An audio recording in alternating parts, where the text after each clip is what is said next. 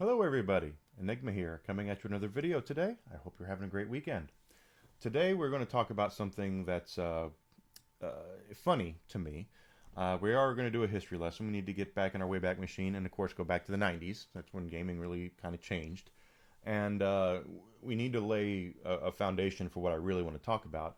And the first brick of that foundation, there's two bricks. The first one's going to be in 1997, which was the release date for one of the most important games ever made.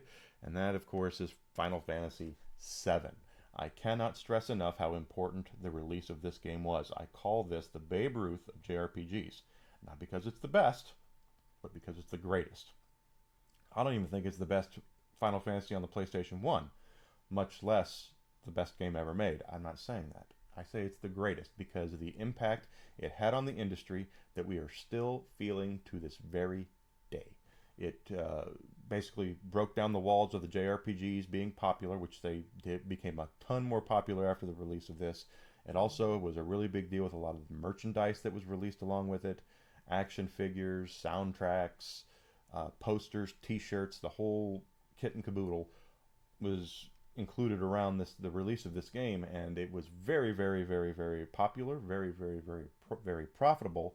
And to this day, I look at Final Fantasy VII as being a completely separate brand from Final Fantasy because of how popular this game and the subsequent games and such have been. Right. So, with that being said, we also have to look at the industry as a whole at that point, and that was around the fact that we did not get near the number of games out of Japan that we are seeing now. When Nintendo had their stuff out here, that you can only publish so many games under one label a year with them. So things like that.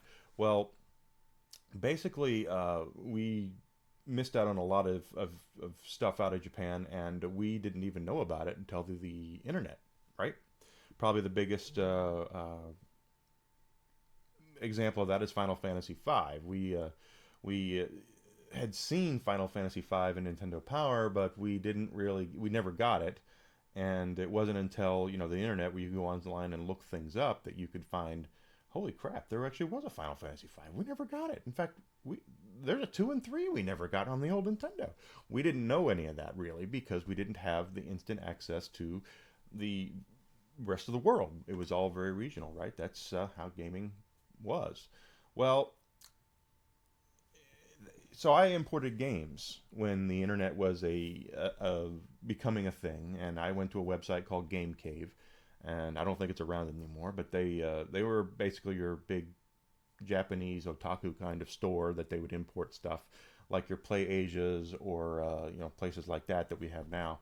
And I imported games there, and there was a game that I imported because it had the Final Fantasy VII characters in it, and it was not an RPG, and I didn't think we were going to get it over here.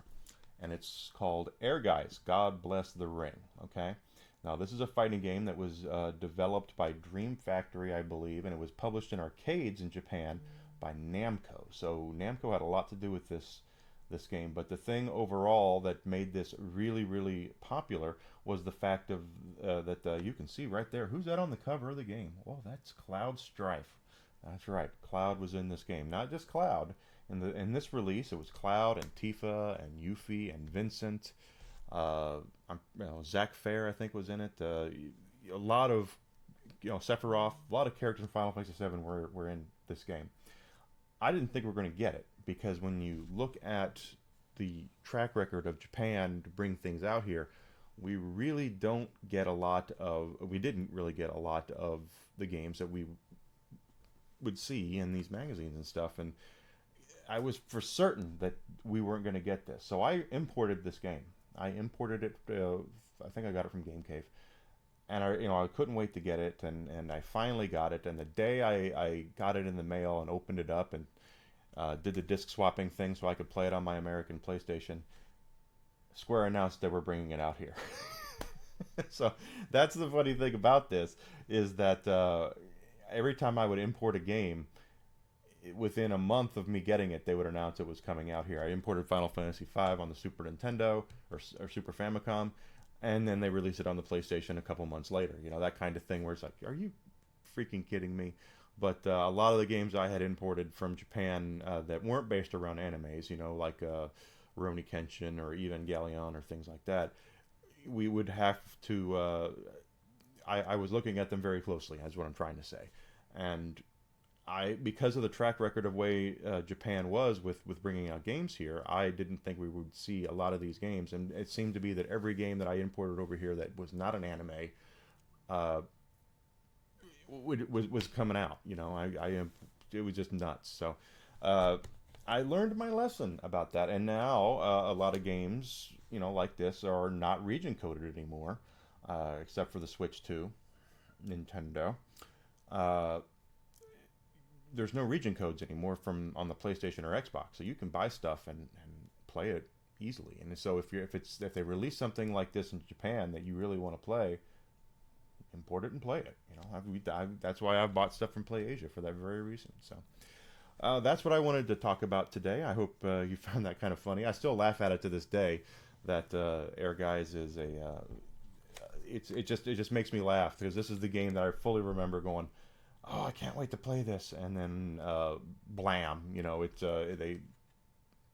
we're gonna domesticate it. If you want to look at the disc here, this is what of course we have there's the disc, Ehrgeiz. It's got one of the characters in there, and of course it is an official PlayStation game because it's black. Don't ever buy an official PlayStation release of a PlayStation 1 game if the disc is not black.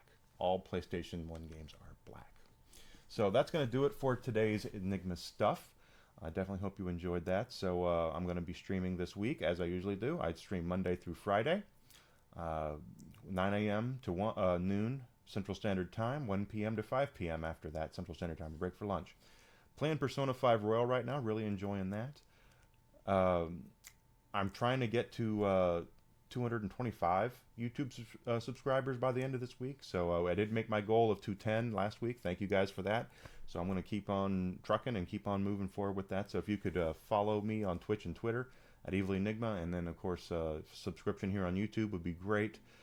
Then you could also like and comment and all that good stuff. I would really appreciate that. Okay, guys?